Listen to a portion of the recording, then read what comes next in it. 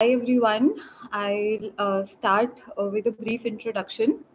I am Jaya Sharma and I secured rank 248 in the civil services exam of 2023, and I am an IPS officer of 2024 batch.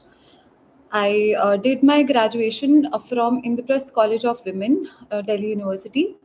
After that, I did my master's in mathematics from IIT Delhi, and my optional was also mathematics. And I have also authored one book, this Win UPSC Battle, for the challenges that aspirants face in the UPSC preparation. And about this book, I would be talking towards the end of the session. But firstly, I would just start with the session and the proper format. Basically, I've been given some questions जो बहुत ही common aspirants के doubt होते हैं, and which the audience wants to be addressed. So let's begin.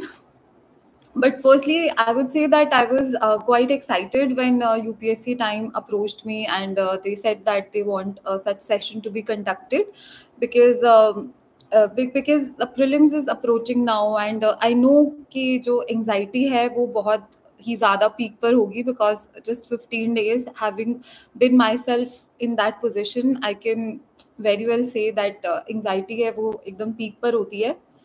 तो ये बहुत ही right time है, and specially जो अभी प्रिवेलिंग सिचुएशन चल रही है जिसमें बहुत सारे ऐसे भी डाउट्स हैं कि एग्ज़ाम टाइम पर होगा या नहीं होगा, तो हम थोड़ी सी उन सब चीज़ों के बारे में भी बात करेंगे.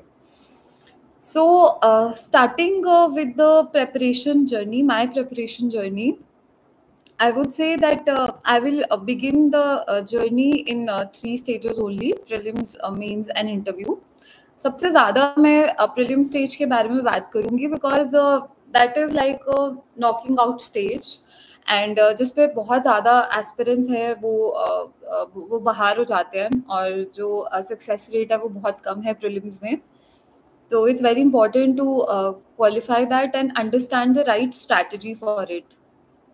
तो अगर प्रीलिम्स की बात मैं करूँ तो बुक लिस्ट है वो सबके पास थी. आई वुड से एक सेम बुक लिस्ट जो स्टैंडर्ड है, पॉलिटी के लिए लक्ष्मीकांत, एनवायरनमेंट के लिए शंकर IAS, या current affairs book, modern history के लिए स्पेक्ट्रम, एंशिएंट और मिडीवल के लिए जो NCERTs होती है, मैंने न्यू वाली रेफर की थी.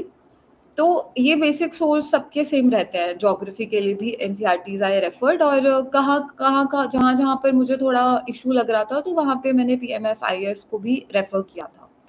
और करंट अफेयर्स के लिए I stick to one coaching institute, किसी भी कोचिंग इंस्टीट्यूट के जो करंट अफेयर बुकलेट आती है जो कि फ्रीली ऑनलाइन अवेलेबल हैं. जैसे मैंने विजन IAS की पढ़ी थी, वो उनकी वेबसाइट पे फ्रीली अवेलेबल हैं, तो मैं उसको डाउनलोड कर लेती थी, and I use to read it on a monthly basis.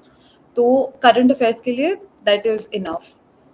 So book list by and large जो 10 लाख लोग फॉर्म भरते हैं उनकी सेम होती है, but still why is it that only like 0 point something 0.002% people make it to the final list. तो बात आती है अप्रोच की, और कुछ नुआंसेस होते हैं जो आपको फॉलो करने होते हैं जो हर कोई नहीं फॉलो कर पाता है, बिकॉज यहाँ पर बहुत सारे रिसोर्सेज अवेलेबल हैं.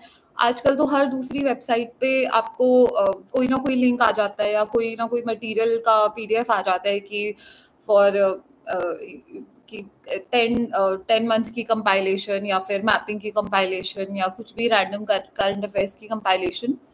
तो it's very important to filter out that content कि आपको ये पता होना चाहिए कि ये पढ़ना क्या है, बिकॉज अगर आप सही चीज़ नहीं पढ़ोगे तो you will never be able to crack the right question in the exam. उसके लिए सबसे ज़्यादा ज़रूरी है, अगर मैं 2-3 बातें करूँ जो प्रीलिम्स क्वालिफाई करने के लिए मोस्ट इम्पॉर्टेंट है, दैट इज़ एटलीस्ट जो 10 साल के PYQ तो सब बोलते हैं, बट नाउअडेज लास्ट 5 ईयर के PYQ को आपको बहुत ही डिटेल्ड में करने की ज़रूरत है, बिकॉज यही चीज़ मैंने भी करी थी.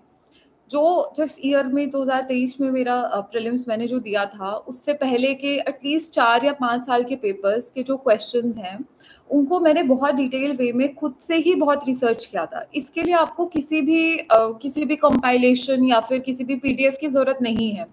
You pick up one question, each question one by one, and do a complete research on that. Because अगर कोई भी एक क्वेश्चन है, उसका अगर वो डायरेक्टली रिपीट भी नहीं हो रहा है, तो उसका कॉन्सेप्ट या उससे रिलेटेड कॉन्सेप्ट का कोई भी अंश या भाग, वो नेक्स्ट ईयर क्वेश्चन कहीं ना कहीं वो रिपीट होने के चांसेस बहुत ज़्यादा रहते हैं, स्पेशली एनवायरनमेंट या फिर जो साइंस एंड टेक हमारा सेक्शन है।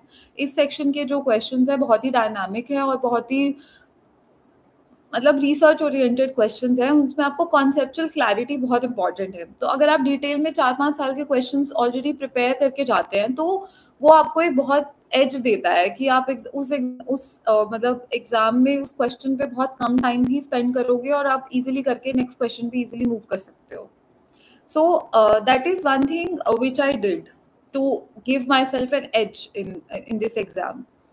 और सेकंड चीज़ है जो मैं ये बताना चाहूँगी कि हम लोग जो बहुत ही बड़े-बड़े सब्जेक्ट्स हैं, पॉलिटी, इकोनॉमी और मॉडर्न हिस्ट्री या फिर एंशिएंट एंड मिडिवल, उसमें हम बहुत ज़्यादा टाइम लगाते हैं, तो जो कि लगाना भी चाहिए। बहुत major chunk of the questions do come in the exam and these are the foundational subjects.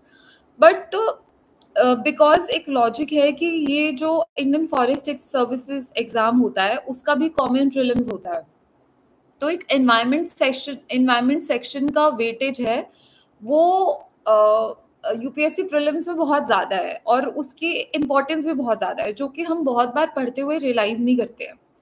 इसीलिए जो एनवायरनमेंट सेक्शन के, चाहे वो पीवाईक्यूज़ हों या फिर जो करंट एनवायरनमेंट सेक्शन का, अगर आप उस पे बहुत ज़्यादा फोकस कर लें या उसको एक मेन सोर्स के अलावा कहीं और से उसको सप्लीमेंट करके उसको पढ़ के आप अपना स्ट्रॉन्ग बना सकते हैं, तो वो आपको इस एग्जाम में बहुत ज़्यादा एज देने वाला है। So that is also something I really focused upon. मैंने एक जो स्टैंडर्ड सोर्स है उससे करंट करने के बाद I just saw YouTube videos बहुत सारी मैंने देखी थी, जिधर से मैंने अपने करंट को और ज़्यादा कंसोलिडेट किया था। And with that also I can say that that helped me, and मेरा IFS का भी कट ऑफ इसीलिए ही निकल पाया था। तो अगर वो आप करते हैं तो वो भी आपको बहुत प्रीलिम्स एग्जाम में हेल्प करेगा। Third thing I would say that mapping एक बहुत ही लो हैंगिंग फ्रूट है, जिसको I won't say that aspirants usually ignore करते हैं, बट इट्स लाइक कि उस पे एक सही तरीके का फोकस होता है, वो बहुत सारे लोगों को गाइडेंस नहीं मिल पाती है। Mapping I would say was my forte, because मैं बहुत टाइम से, जैसे प्रीलिम्स जो भी डेट को है उससे 1 महीना पहले से मैं कम से कम अपने दिन का 1-1.5 घंटा तो मैपिंग पे स्पेंड करती थी। मुझे बहुत अच्छा भी लगता था मैप करना, and you will also find it very interesting कि आप इंडिया और वर्ल्ड के मैप को स्टडी करते हैं तो उससे आपको not just geography related but environment या अदर सब्जेक्ट से रिलेटेड भी आपके कॉन्सेप्ट्स बहुत ज़्यादा क्लियर होते हैं और आपको क्वेश्चंस करने में बहुत हेल्प हो जाती है। तो इंडिया और वर्ल्ड की जो स्टैटिक मैपिंग है, जो रिवर्स, माउंटेन्स वगैरह है, national park, wild life sanctuaries, reverse, और ये जो चीज़ें हैं, ये 3-4 प्रोमिनेंट चीज़ें हैं, ये आपको एकदम टिप्स पे याद होनी चाहिए। और वो कैसे होंगी, बिकॉज़ अगर आप अपने दिन का 1 घंटा, जैसे मैं सुबह उठते ही मेरा पहला काम यही होता था कि मैं मैप को करना स्टार्ट कर देती थी। Multiple times if I revise that and if you also revise that and you keep looking at that again and again, तो आपके दिमाग में वो चीज़ें बहुत ज़्यादा बैठने लग जाती है। तो जैसे-जैसे आप स्टैटिक आपका स्ट्रॉन्ग होता जाएगा, अगर आप डेली मैपिंग करेंगे एग्ज़ाम से कुछ 1 या 1.5 महीना पहले स्टार्ट कर दें, फिर लास्ट में आप करंट भी उसके साथ कंसोलिडेट कर सकते हैं, बिकॉज़ आपका बेस स्ट्रॉन्ग हो चुका होगा, and then you can easily cover current with it. और 1 साल पहले का जो प्लेसेस इन न्यूज़ है, that doing that is sufficient, because बहुत सारी जगहों पे मैंने देखा है कि बहुत पुरानी भी 2 साल की भी कंपाइलेशंस आ रही होती है, व्हिच जो एस्पिरेंट्स प्रिपेयर कर रहे होते हैं उनको ऐसा लगता है कि जो एक फियर ऑफ मिसिंग आउट होता है कि हमें ये भी कर लेना चाहिए, वो भी कर लेना चाहिए, but ideally that should not be done. आपको अपना जो प्रीलिम्स के लिए मैं एक और एडवाइस देना चाहूंगी कि do not run after the current 1 साल का डिसेंट, अगर आप एक सोर्स पकड़ के उसको कर ले, अगर क्वेश्चंस होने होंगे तो वो उसमें से हो जाएंगे। अदरवाइज आपका जो एग्जाम आपको निकलवाएगा, that will be your static portion. You have to keep that strong. Even for dynamic portions like mapping या फिर एनवायरमेंट भी हो गया है, तो उसमें भी आपको जो स्टैटिक चीजें हैं, अगर आपकी वो स्ट्रॉन्ग है, that will surely help you to clear the cut off this exam.